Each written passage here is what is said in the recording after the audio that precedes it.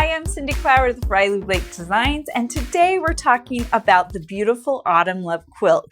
And Lori's designed this quilt, so welcome, Lori. Thank you, Cindy. And we have the fat quarter bundle with all the gorgeous colors that are featured in this quilt. Now, this isn't all the fabric you need, but we wanted to show you how gorgeous the fabric coordinates together in beautiful Autumn Love colors, right? So tell me about the quilt and your inspiration. Okay, so here is the quilt, and of course the inspiration is everything autumn. So the first thing that I did was design a pieced block. It's very large. It's the house in the middle. It's pieced, and then I have rotary cut and machine piece stars that go all the way around.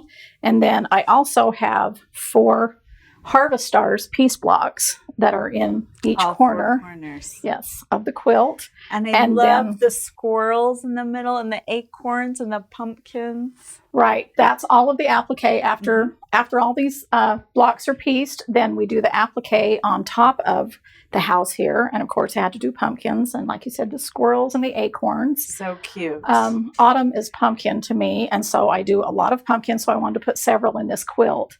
The first block that we'll be doing is the crow and pumpkin block. And there's a tall pumpkin there. And then in this one right here, there's a short little squatty pumpkin in a wagon. And then here's another tall pumpkin in a bucket. And of course, we have fall flowers in every block. And I love the scarecrow. Like, he's adorable. Thank you. Fall wouldn't be the same without a scarecrow. So, of course, I had to do a scarecrow. And he is in an apple basket. And then on the other side, we have the same size block over here. And it is a milk can with some little barn mice and the corn. And nothing looks like harvest time then. Corn on the cob, right?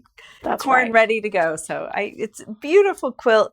You've embellished it with your buttons, which just add to the charm. So thank you. Yeah, I put buttons in each and every one of these 4 fall flower blocks. Here we have the sunflower and the maple leaf block.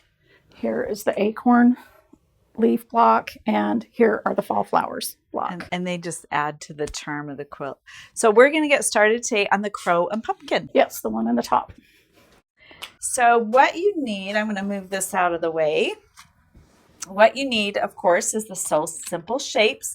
These are just simply called the Autumn Love quilt, Autumn Love pattern, Autumn Love fabric. So we make it very easy, and it has all the shapes that you need to make the quilt. And then you need to download the guide on the Riley Blake Designs website. Yes, here's the sew along guide. And what I did was I put it in a binder, put the cover in the front. Great idea. Like, so smart. Well, I like this kind because it also has a little pocket that you can just stick your shapes or anything in there in the front pocket. But I just put them in sheet protectors. And so it shows all of the fabric requirements, the piece block cutting, and then all of the cutting for every piece of fabric. And also, after you cut each piece, it shows you which block that it goes into so that you can organize your blocks and put them in bags or on design boards or however you want to do them. Label them, and then all your blocks are ready to go. And I love that, we worked hard on this pattern. Yes. We show each fabric swatch. That's right. And it's got several pages in here for you to download so that it gives you all the information that you need.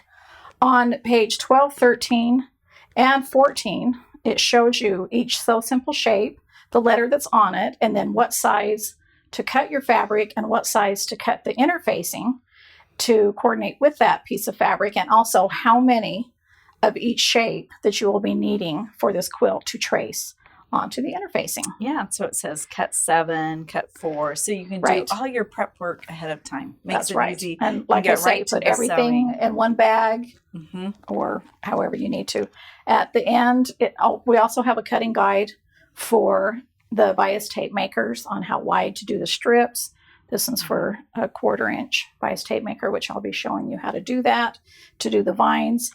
Then it shows you how to put the quilt together at the end, and also all of the embroidery for each block. There's not a lot of embroidery in this quilt, but there is some.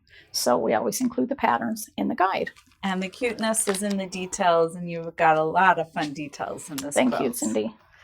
So let's talk about how to create the crow and pumpkin block. Okay, so first you take your Got the interfacing. You take your interfacing and you cut it the shape, that I specified in the guide. You take your Sew Simple shape and you trace it on the interfacing. I already have this sewn, but So let's show the block again so Okay. they can see what we're doing. And so this oval shape, you need 3 of them. That's right. And 3 different oranges. So we're making that cute block. So when you've traced your oval onto the interfacing, you lay your interfacing with right sides together onto your piece of fabric. And then you simply sew in from the edge and sew directly on the line all the way around, and then over sew by about 1 inch or 1/2 inch, whatever you need to do to secure that. And it's just better than back stitching because it's more correct and you just follow along. So. Well, I also find that back stitching adds a little bit of bulk, and I don't really like that. I want to make it as smooth as possible. So once you've sewn all of your pieces, then it's time to trim. So I'll trim that So one. you could trim that piece if you'd like, Cindy, but I do want to show you on this crow piece, you can see that I had you cut a 1 inch by 4 inch strip of fabric. And so in order to get this crow beak, because it's such a tiny shape. Oh, so you sew it on See how it's already on the end right there. It's already on the end of the crow. Oh. So I sew that onto the fabric ahead of time, and I just press the seam open and to make it nice and flat. And then I go ahead and lay my traced crow shape onto there. And as I sew around it, I've encased that beak. Great idea. Saves you a step. That's for right. Sure. So that's cut. So after you have trimmed about approximate 1/4 inch, it doesn't need to be exact. You don't want it too large or too small. But before you turn the pieces, this one we can turn because there's no trimming, because it just has outer curves. You never need to clip seams with an outer curve. The only time you need to clip is when there's little cleavage areas like this in this leaf shape. So all you do is you just take your little scissors, really sharp embroidery scissors, and do 1 clip right to your sewing line, not into your sewing line or past it, but just right to it so that it will turn right side out. And then what you can do is pinch your pieces apart, do a little clip. And again, this is the same method we've been doing it Yes. each time. It's the same thing over and over again. Or you can just use your seam ripper and just do a little slit there. And what I normally like to do is start with the slit, and I do just kind of like a little X shape like that. And so that's what I do with all of these pieces after I've trimmed them and clipped any inner curves or cleavages. So flip it inside out. I'll just kind of if you want to work on those or trim edges. So what I do with this is I just do one section at a time, and I just go ahead and flip it inside out, and it's not going to be shaped like exactly how you want it to in the beginning. That's where this clover turner comes in, okay? Because that's kind of what it looks like, and you want to have it shaped a little bit nicer for your quilt. So what I do is I keep the right side down, and I have the interfacing facing me, and I just use the point of this turner. Sometimes I use this end, but most of the time it's about this point right here.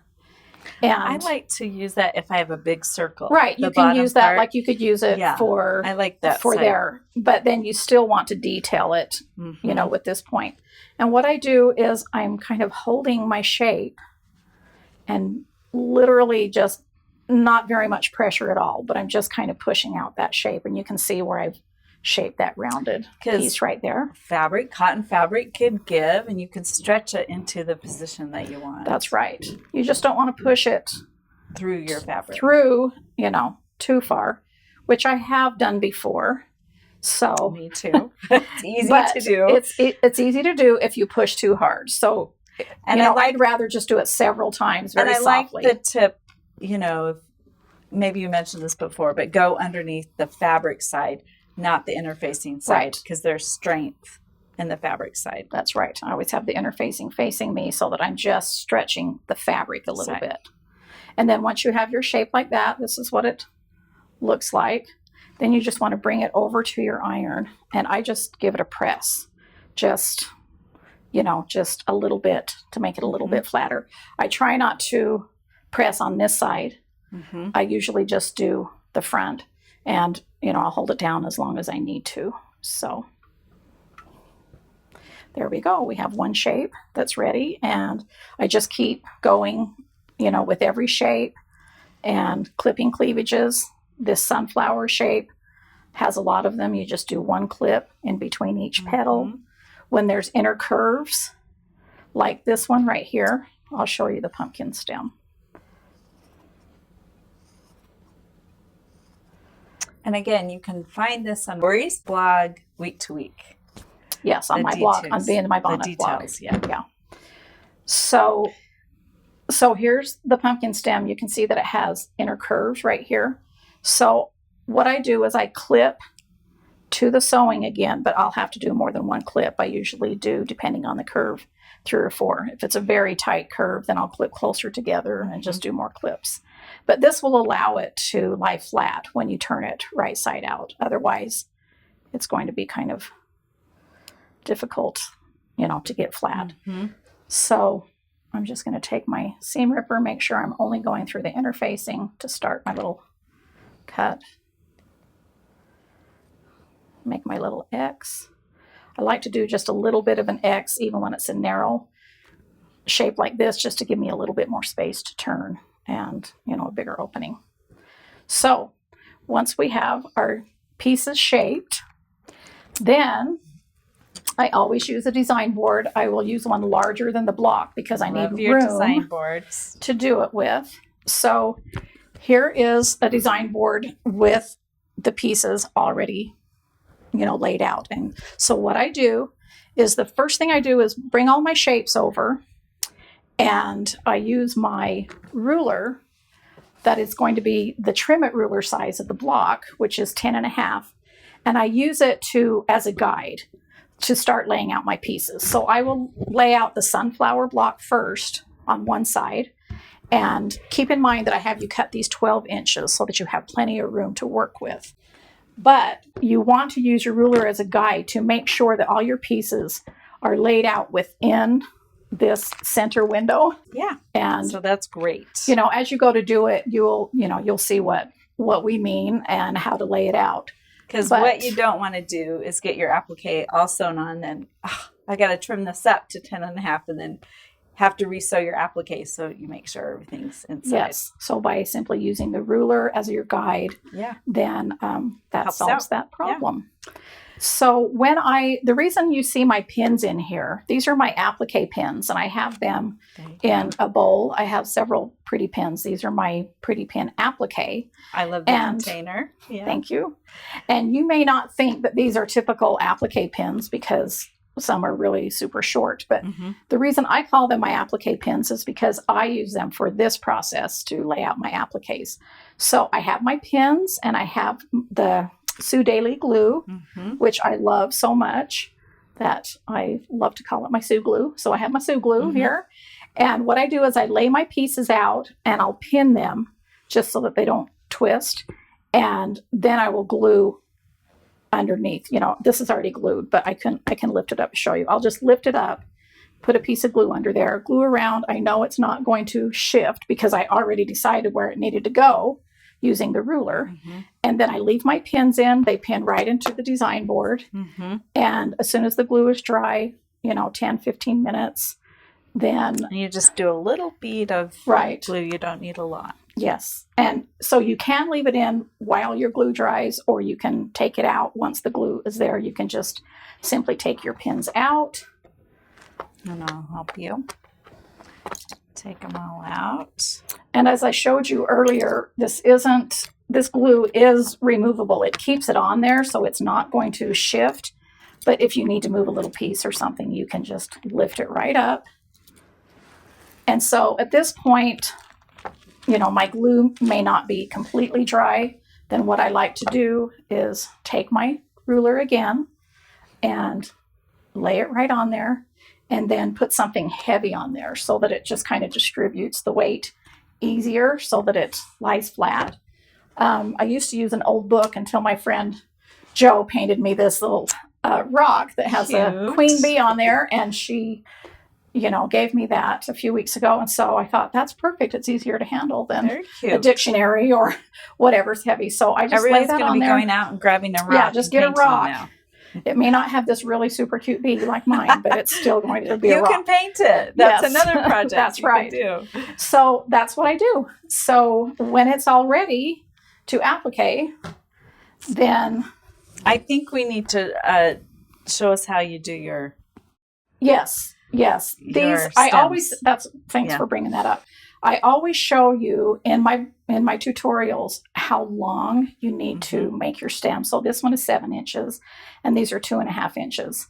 But that's a good place in your notes, in your guide that you can download. There's a page for notes, and you can put in how long that your stems need to be cut and how wide that they are cut is already in the guide. But then you need to know which bias tape maker to run them through. So these are a 1/4 inch. These are both 1/4 inch on this block. So I'm going to show you how to run those through. So this one is for the crow's feet. And what I do is I have my strip all ready to go, and I do not cut them short and then run them through. I just run the whole length that I had you cut, and then I'll trim it down. So I like to have this little point trimmed because it's easier to thread through. But before I do that, I'll use a little bit of starch. As soon as I can get it to spray. There we go. And I don't really saturate it a lot, but this just kind of helps to keep its shape after you've run it through. So I put it through the tip here. You can use your fingernail or a pin to bring the point through. And I like to keep this part on top instead of turning it over like the instructions saying pull on this. I like to keep this part on top so that my vines don't bunch. You'll find that they don't bunch when you go this way. So you just pull it through like a 1/2 inch, lay your iron on it, point to point. Then I like to bring my strip out here, and then I just hold on to the sides and pull it out at the same speed as I do my iron. Now when I'm doing my iron like this, I don't touch the metal part because it will heat up and your fingers will burn and then you'll go, ow. So I just keep it as close as I can, and I go ahead and just continue on doing the whole strip. And it just makes a perfect bias strip. Yeah. And if you're using a shorter ironing board like this, you can, it's easy to do a stopping point. It's not going to do anything. And just bring it right up until you get to the end. And then I like to usually just let it sit here and cool. But at that point, see how you've got your raw edges turned under. It's all ready to applique. All you need to do is just measure out, 2.5 inches, cut it, and then I just glue down the center and glue baste it on. So these are both straight cuts to use on this block right here. This stem is a straight cut, and these are straight cut, meaning you don't need to cut it on the curve bias. them, so you don't need to cut the strips on the bias. But some of them are on the bias. So the ones that I had you cut on the bias, I want to show you how you can curve it. So that's all you do when you run it through here. Again, I'll just get it a little bit wet with some starch. Because the bias gives you the freedom to turn it and stretch it, and it will mold because of the threads. That's right. It gives you beautiful curves. So you're just going to begin it the same way.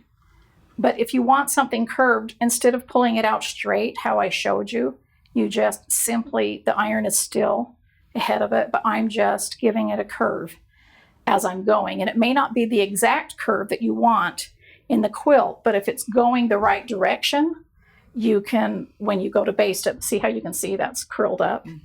So, you can easily you know, it mold just, it to yes, where you can the easily direction twist you need it, to you know, a do. little bit harder or a little bit less if you need to when you're glue basting it down. And so that's how you do the curved pieces. Okay, so now that we have that taken care of, and these are glued down, they are ready for applique. And I will show you how to do the applique stitch and also to do this little embroidery stitch. But first, we need to trace the vine on. So let's take it up. We got your easy trace. Love this. It's very large, yes, I use easily that portable, great light. And so we're going to take this block. Okay, so it looks like the embroidery pattern for this is on page 17. So this is what I do. I just take it out of the sheet protector. And then... So we produce washi tape. And a lot of people say, what do you do with washi tape? We're going to show you one of the uses of washi tape right now. That's right. I and use this it a lot. is cute Autumn Love washi tape. And we have and it's just 4 rolls in a set. Yeah, it's like painter's tape, but cute. Because we do things all think cute at Riley Blake, don't we? If you have to do it, it should be cute, right? So you can lay that down so it's not going to shift. Yeah, I just lay it across the corners of my guide. And what I love about the washi tape is it won't rip the paper. It won't leave a residue. So it's easy to remove. And you find this one, we're looking for the crow and pumpkin block. And you lay it right over there. And it shows the top stem, the pumpkin, and the leaf. That's right. And then you lay it over so that's all lined up. Then you take your pencil, mechanical pencil, just as easy as that. And you're going to just mark all along there. And then it's ready for embroidery. Easy peasy. Yeah. So we'll turn that off. Okay, and you're going to show them how to embroider. That's right. First, I'll show you how to do the embroidery and then the applique. So grab your needle.